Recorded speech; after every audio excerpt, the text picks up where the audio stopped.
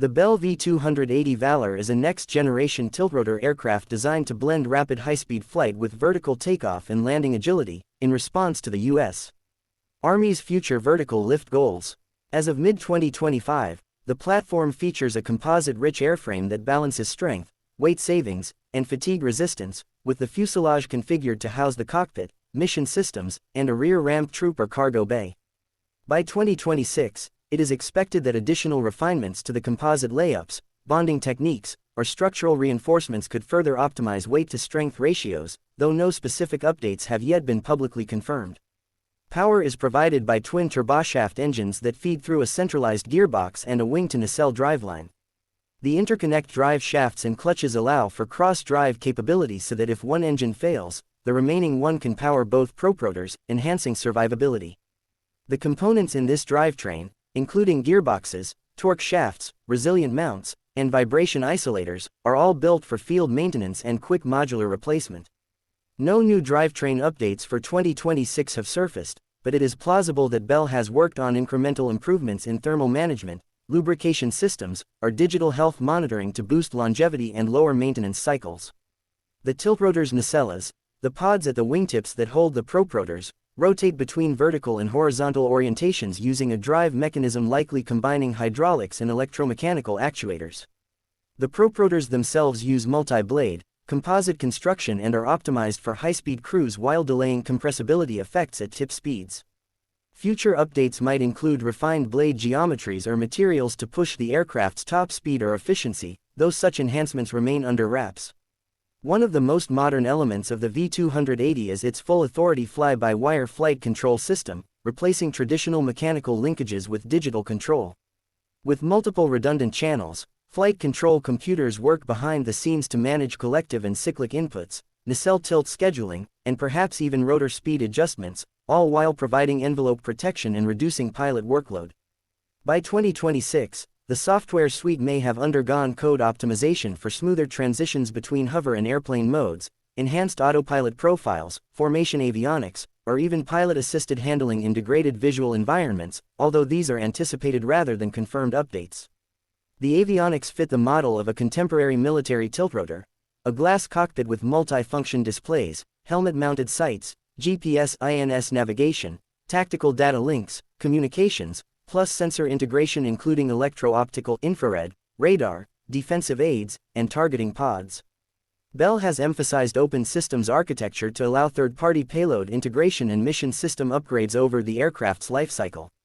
It's expected that by 2026, pending integration efforts by the Army or other operators, new sensors or communications packages, such as advanced helmet systems or networked battlefield data links, will be or may be integrated, but such developments have not yet been publicly certified.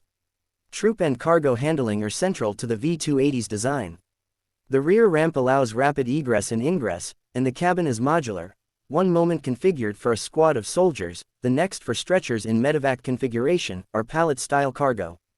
Environmental control systems, like heating, cooling, and possibly pressurization for high-altitude flight, ensure adaptability to harsh environments. Crash-worthy design. Features include energy-absorbing floors and seating plus strategic placement for crash attenuation and possible flotation systems. No new cabin updates have been posted, though it's possible that refined ergonomic improvements or netting systems have been field-tested by now. The landing gear is retractable for aerodynamic efficiency but also rugged enough for austere landings. Wide footprint tires and shock-absorbing struts aid ground handling on uneven terrain. The tail surfaces, vertical stabilizers and control fins, work in conjunction with differential rotor thrust and tilt to control pitch, yaw, and roll across transition flight. Whether 2026 brings improved gear materials, simplified actuation mechanisms, or aerodynamic tweaks is unconfirmed, but such refinements are the typical iterative enhancements in development programs.